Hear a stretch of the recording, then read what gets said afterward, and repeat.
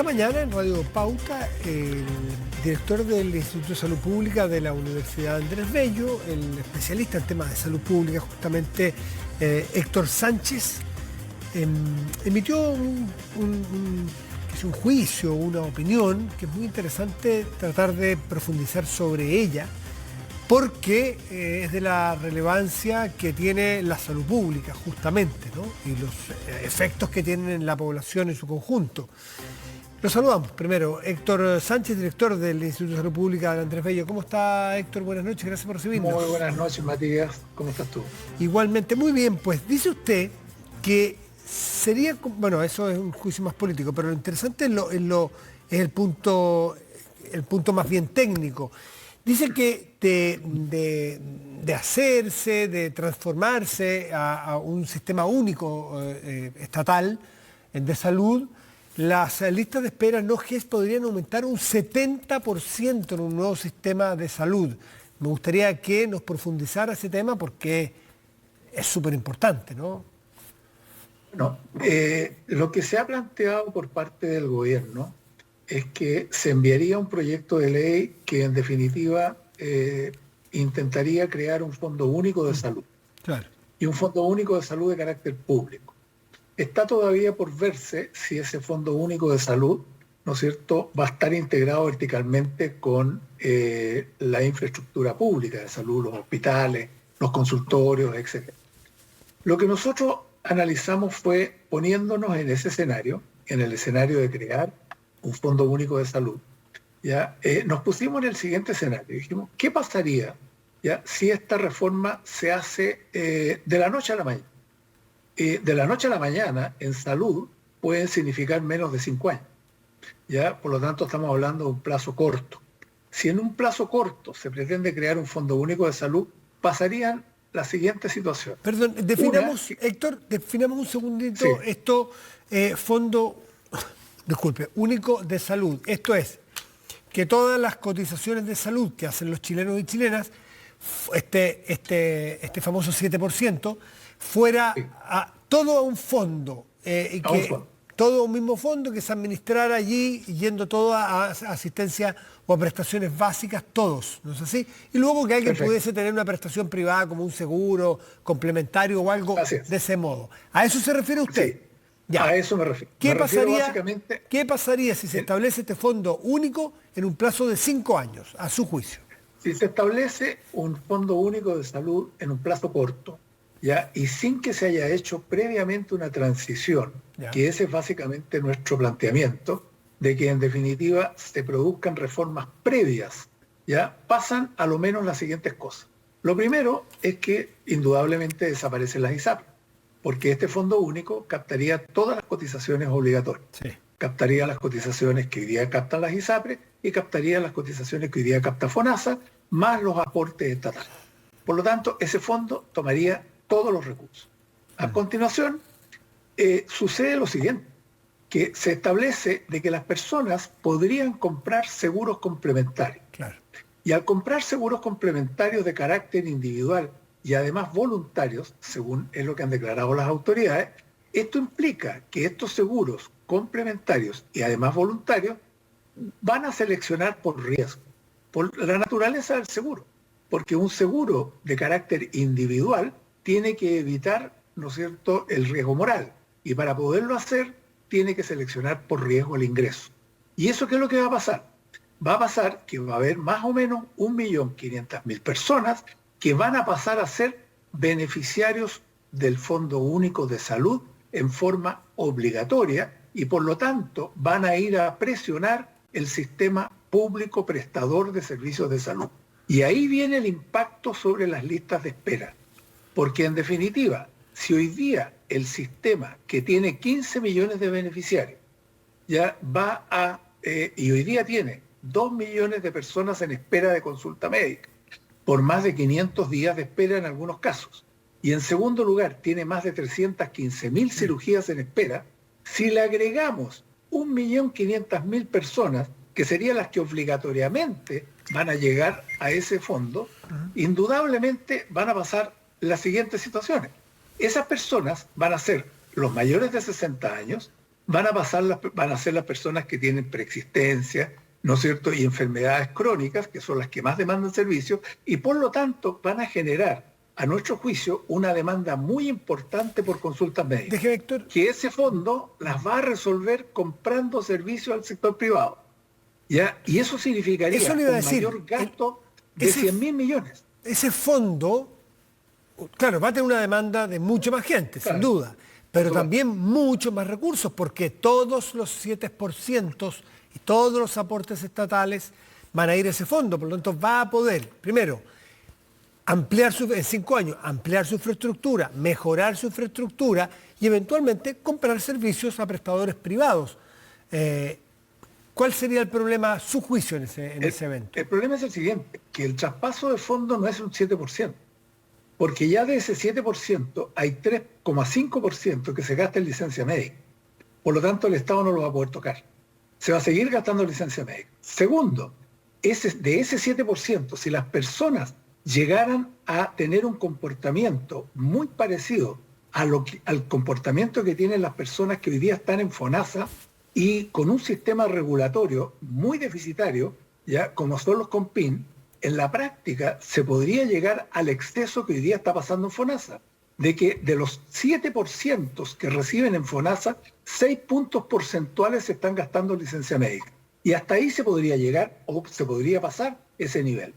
Por lo tanto, de ese 3,5% que quedaría y que llegaría al Estado, tendría que gastarse a lo menos ya solamente en consultas médicas, aproximadamente un 20, un 24% de lo que se llevaría del fondo del fondo de la remanente, de la mitad. El remanente. El 7% del 100. La mitad son las licencias médicas. La otra mitad es el nuevo 100. De ese nuevo 100, ¿qué pasa? Y de ahí se sacan los recursos que se tendrían que consumir para satisfacer la mayor demanda por consultas médicas. Estimamos que van a ser del orden de los 100.000 millones.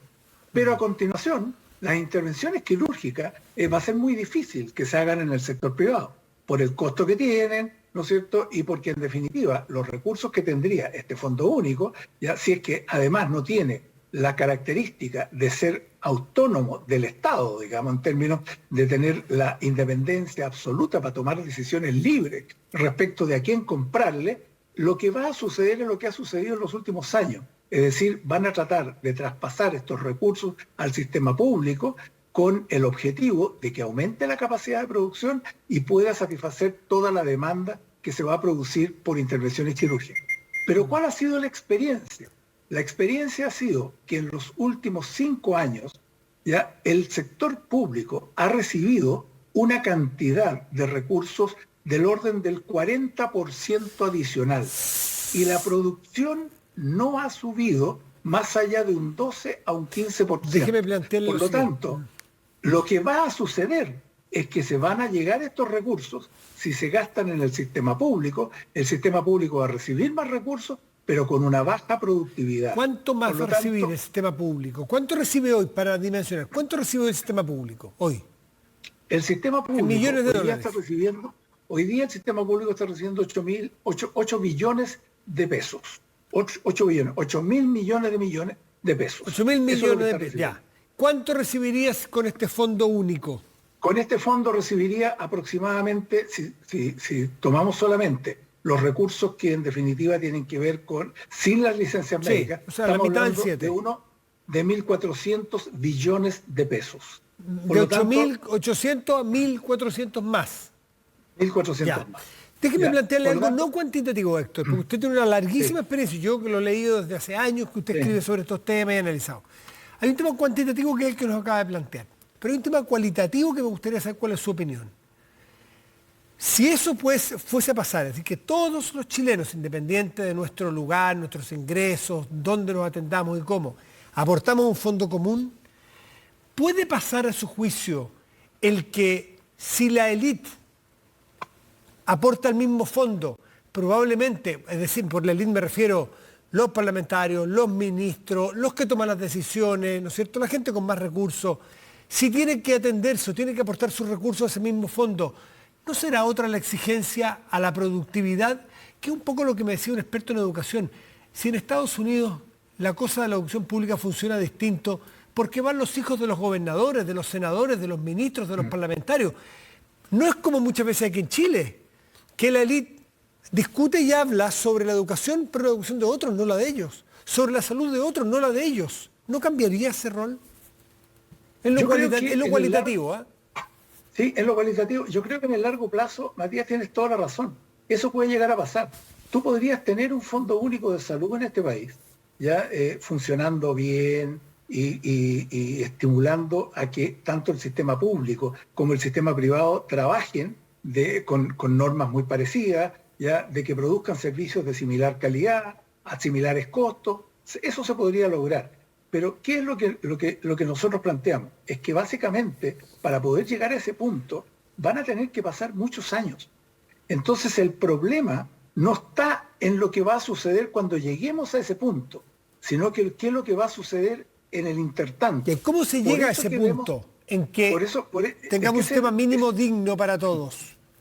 Sin populismo, sin soluciones fáciles. No, la solución compleja. Una solución simple, ya, es que tú partes hoy día de dos sistemas de salud que no conversan y que son absolutamente distintos y que además es muy inequitativo. En la pandemia se conversaron, ¿eh? Pero por supuesto, o sea, yo te digo, yo creo que en definitiva, que las ISAPRES desaparezcan en la forma en que hasta el momento han actuado, para mí no es el problema, ¿ya? Porque en definitiva tendrían en cualquier escenario que cambiar absolutamente la forma en la cual han estado operando. Y lo primero que uno debería hacer es, primero, que tanto el aseguramiento público como el aseguramiento privado funcionaran bajo las mismas reglas del juego. Y las mismas reglas del juego tendrían que ser las que establece los sistemas de seguridad social en el mundo, en los sistemas de salud. ¿Qué significa eso? Que no haya selección al ingreso, que sean contratos de largo plazo, que se compren soluciones y no se estén comprando prestaciones, que hayan modelos de atención inteligente en un sistema y en el otro, en el sistema público y en el sistema privado. Una vez que tú has logrado eso, tienes que simultáneamente hacer dos reformas adicionales. La primera reforma que tienes que hacer adicional es que tienes que introducirle cambio a los modelos de gestión del sistema público y tienes que producir cambio a los modelos de atención del sistema público. Y lo mismo vas a tener que hacer en el sector privado. Por lo tanto, es una segunda reforma. Han pasado... Y de ahí recién tú puedes pasar a crear un fondo único de salud. Recién en ese minuto, cuando hayas hecho todos estos cambios previos. Y usted con la experiencia que tiene en lo académico y en los estudios comparados también, ¿qué es lo que ha pasado? Recursos no han faltado en la salud pública porque se han incrementado, no sé, del 90 a la fecha, no sé por cuántas veces. Los últimos 10 años, ¿cuánto? Se han duplicado en los últimos 10 años. En los últimos 10 años se ha duplicado la inversión pública en salud y los resultados no se han mejorado al doble. Entonces, hemos pasado por gobiernos de derecha, izquierda, conservadores, liberales, más progresistas, menos progresistas, estatistas, no falta rojos, amarillos, azules, altos y bajos. ¿Por qué no logramos que más o menos hagamos ciertos consensos básicos de lo que usted ha planteado para ir mejorando camino a ese mínimo digno básico para todos los chilenos? Mínimos al menos básicos. ¿Por qué? ¿Dónde está el lomo de toro? Fíjate que el lomo de toro está fundamentalmente en dos aspectos.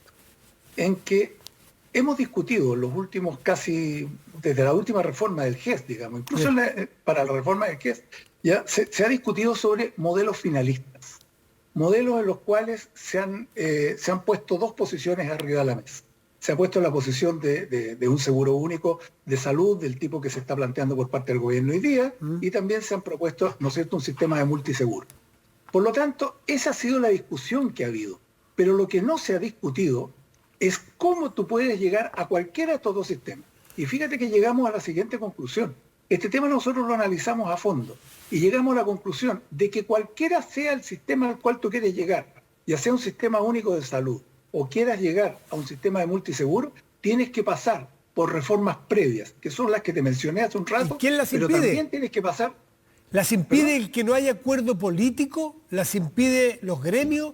¿Lo impide la presión política? ¿Qué? Hay básicamente tres aspectos que son los que impiden. Uno son los aspectos ideológicos de los que defendemos las diferentes posiciones. Por lo tanto, hay un primer problema, hay una primera barrera que es muy fuerte. La segunda barrera es básicamente que hoy día hay una gran captura del sistema público por parte de los gremios. Esa es la segunda barrera. Y la tercera es que había una gran resistencia del sector privado, principalmente asegurador, a tener reformas en los últimos 20 años o más. Por lo tanto, esas tres variables han sido las que en definitiva han impedido avanzar en una reforma. Esas son las tres patas de la mesa. Si yo le preguntara cuál es la pata coja, usted me dice, no, de las patas de las tres es la 1, la 2 y la 3. Porque eso me dijo. Es que los gremios, los privados... O sea, estamos en el horno. Es que son las tres. Es que son las tres. Las tres son las que en definitiva hemos estado con problemas. Las ISAPRES se han resistido a tener reformas profundas, por un lado. Cuando se han querido hacer reformas en el sistema público prestador, en los hospitales, en los consultorios, ya los sindicatos y los gremios, ya, y Colegio Médico inclusive, se han opuesto radicalmente a que se produzcan cambios que produzcan aumento de la productividad, aumento de la producción de servicios e incluso aumento de la calidad de los servicios. ¿Y cuál es la respuesta? Faltan recursos. Y ese ha sido básicamente el argumento. Y el tercer elemento de juicio que ha estado presente ha sido fundamentalmente que en definitiva ha habido una discusión ideológica muy grande. Lo que no se ha tomado en cuenta, Matías, es lo siguiente, que para poder reformar el sector tú tienes que avanzar de a poco. Tú tienes que ir haciendo paso a paso las reformas. Esas han sido las únicas reformas que en el mundo han tenido éxito. Aquellas que han ido rompiendo barreras de a poco. El auge. Aquellas que en definitiva, el auge, por ejemplo. El auge partió muy resistido por un sector. Muy resistido. En su momento por la oposición, con una o dos patologías, hoy día estamos más de 80, y entiendo que es el experto que funciona bastante bien. Es, bastante bien. Y acá pasaría lo mismo. Imagínate tú que hoy día, si tú planteas hoy, con la situación en la cual están viviendo las ISAPRES, tú planteas y les dices a las ISAPRES, señores, hoy día las vamos a reformar y las vamos a transformar en empresas privadas de la seguridad social. Eso implica que van a tener que regirse por todos los principios de la seguridad social. Las ISAPRES estarían felices de entrar en una reforma de esa naturaleza, por la razón de que en caso contrario desaparecen absolutamente.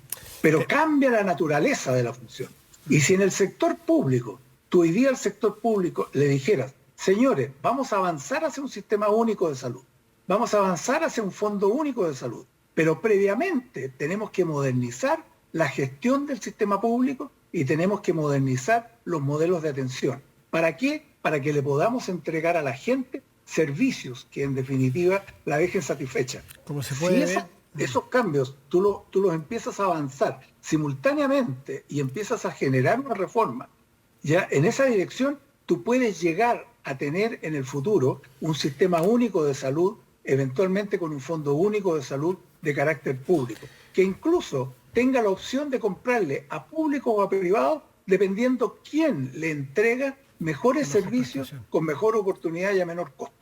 Como se puede ver, sí, Héctor Sánchez, nos va el tiempo, pero como se puede ver, los temas son monumentales, pero no solamente los desafíos, sino que los obstáculos parecen ser tan grandes como los desafíos, son grandes. Con lo cual se netea la capacidad de acción y la inmovilidad. Es una mala noticia la que nos da, pero es bueno tratar al menos de hacer el diagnóstico. Héctor Sánchez, como siempre, muchísimas gracias por conversar con nosotros. Gracias, María. Muy bien. Un placer. Chao, chao, igual. Pausa y volvemos, espérenos.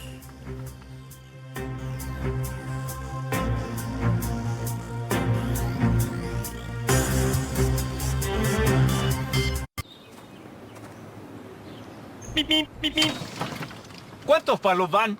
Y